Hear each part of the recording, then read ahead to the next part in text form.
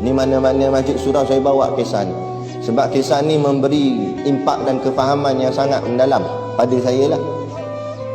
Ada satu orang ulama, dia dilantik oleh sultan menjadi penasihat agama di raja, di sebuah kerajaan. Dia dilantik lah sebab dia orang alim, jadi penasihat agama.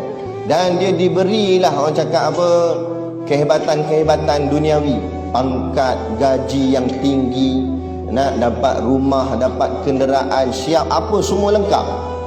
Jadi penasihat raja takkan lekeh-lekeh, dapat semua kehebatan-kehebatan. Akhirnya satu hari sultan memanggil dia, "Wahai ulama, mari ke sini." Ulama ni pun datang. Kata sultan, "Tolong jawab 3 soalan daripadaku.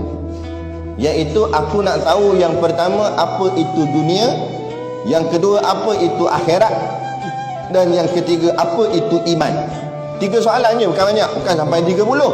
3 soalannya. Aku nak tahu apa tu dunia, apa tu akhirat, dan apa tu iman. Tetapi dengan syarat aku nak jawapan tu pendek sahaja. Tak nak panjang lebar syarah dia. Jawapan mesti pendek. Dan jawapan yang pendek tu pula aku faham, kata sultan. Yang ni yang payah ni. Kalau jawab dan faham, ghalibnya nak bagi faham mana boleh jawab pendek. Kebiasaannya nak bagi faham kena syarah yang panjang.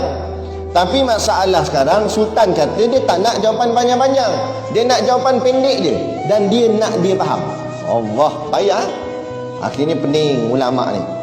Dah kali tak boleh nak jawab, sultan panggil dia. Dah sehari dah aku tunggu jawapan daripadamu, tak ada jawapan. Ginilah, aku bagi tempoh seminggu, 7 hari. Kalau lepas minggu ni kamu tak jawab juga soalan ni, maka segala yang kerajaan bagi kat kamu akan aku rampas semula. Pangkat ambil balik, gaji ambil balik, rumah ambil balik, kenderaan semua ambil balik. Jadi ulama ni mula risau sebab dia dah, orang cakap apa, dah hanyut dengan keseronokan dunia. Dia dah sonok dengan dunia, maka dia risau dunia ni akan hilang, pangkat dia ni akan hilang. Akhirnya dia keluar daripada istana dan dia cari ulama-ulama yang lain untuk nak tanya soalan ni.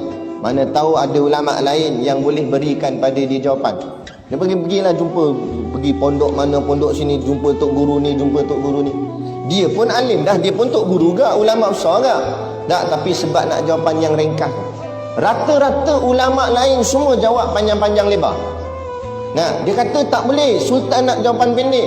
Ulama yang lain jawab, mana boleh. Kalau jawab pendek nanti tak faham. Jawapan mesti panjang lebar. Tak boleh, dia kata. Sultan nak jawapan pendek ke? Akhirnya buntu dia. Macam mana dia nak jawab depan sultan? Akhirnya semakin hari semakin berlalu. Sampailah hari yang terakhir, hari last. Malam ni, esoklah dah.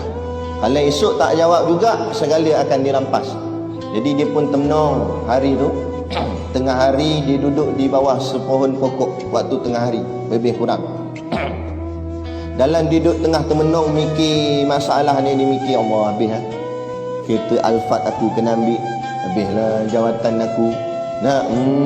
Duduk masjid balik lah, main kuliah bulanan gitu, main kod sampul je lah ni. Dah tak dapat dah kehebatan-kehebatan pangkat. Masa jadi penasihat di raja. Lah kali tiba dekat dengan tempat dia termenung tu ada kebun. Ada satu orang pakcik sedang mengusahakan kebun dia. Jadi pakcik tu pun perasan, pakcik tu panggil dia, "Nak mari sini. Makan dah belum? Nampak murah benda ni." Dia kata, "Tak makan lagi." "Macam mana nak makan? Saya ni dibelenggu dengan masalah yang sangat besar." Dia kata, "Kalau begitu ginilah, makan dengan saya." Jadi dia ajak, pakcik tu ajak ulama ni makan. Pakcik ni tak kenal ulama ni, dia makan sekali. Dalam duk makan tu, ulama ni pun terdetik fikiran dia. Cuba aku tanya pakcik ni, mana tahu dia boleh jawab. Dia pun sambil-sambil makan, dia kata, "Pakcik, saya dah buntu idea dah ni. Saya ni ada masalah. Ada orang, dia tak mengakukan depan pakcik tu bahawa dia ni penasihat agama. Cuma dia katalah, saya ni ada masalah. Ada orang tanya saya 3 soalan. Dia nak jawapan tu pendek dan ringkas. Saya tanya habislah ulama-ulama lain, semua jawab panjang lebar. Jadi saya tak kira lah siapa saya jumpa, saya tanyalah. Termasuk pakcik, tak apalah, tukang kebun pun tukang kebun lah. Jadi saya nak tanya pakcik, Yang pertama, apa itu dunia? Yang kedua, apa itu akhirat? Dan yang ketiga, apa itu iman? Pakcik ni jawab ni. Pakcik dia kata, Allah, ingat soalan payah sangat. Kacang goreng je, soalan ni senang, kata dia. Bukan payah sangat, senang je. Nah, kalau senang apa dia pakcik? Maka pakcik ni jawab, dunia itu ialah apa saja yang kamu akan tinggalkan. Tu dunia. Jawapan dia pendek je, tapi betul.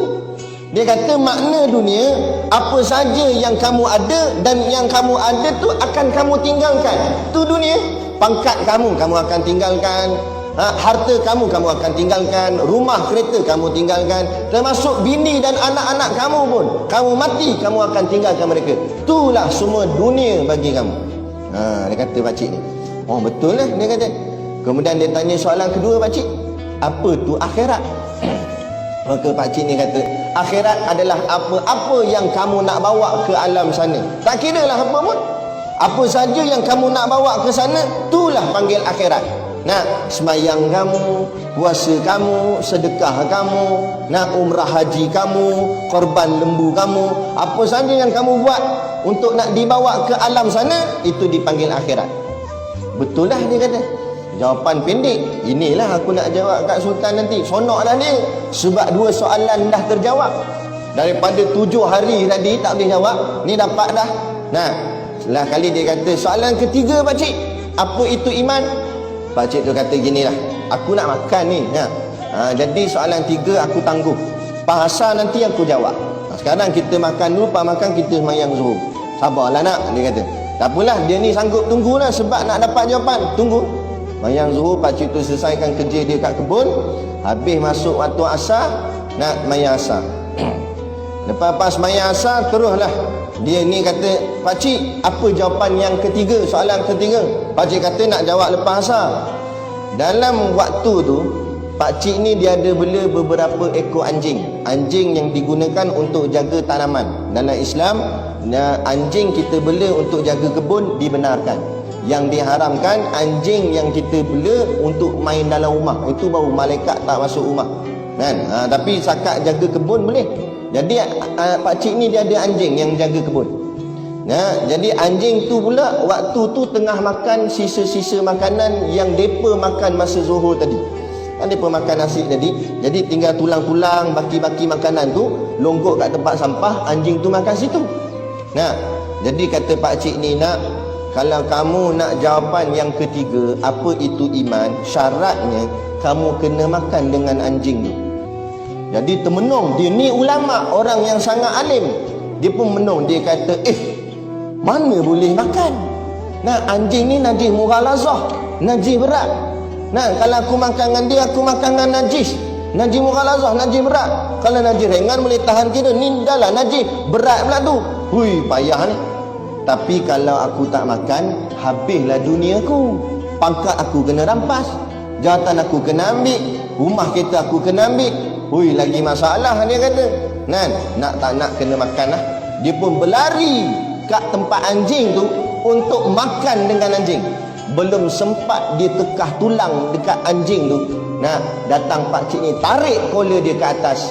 Pakcik ni kata, wahai anak, inilah dia iman. Orang kalau ada iman, dia sanggup hilang segala pangkat jawatan dunia dia demi nak menyelamatkan iman dia kerana takut melanggar perintah Allah. Tapi orang kalau tak ada iman, dia sanggup hilang iman dia. Orang kalau tak ada iman, dia sanggup hilang iman dia dan dia buat apa yang Allah larang kerana nak selamatkan dunia dia. Inilah dia, termenung ulama. Pada hadir ulama dah. Tapi bila dalam hati melekat hubbud dunia, cinta dunia, inilah yang Nabi kata, hubbud dunia ra'sun kulli khati'ah. Cinta dunia kepala segala kejahatan. Kalau ulama pun boleh tertewas dengan dunia, apatah lagi kita orang biasa. Sebab tu jaga-jaga. Pentingnya mengaji dan juga beramal. Jangan hanya mengaji tapi tak beramal, jadi macam ulama tadi.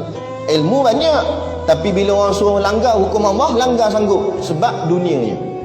Jadi kita nak mengaji, berilmu, dan kita amalkan dan kita membelakangkan dunia dan mendepankan akhirat.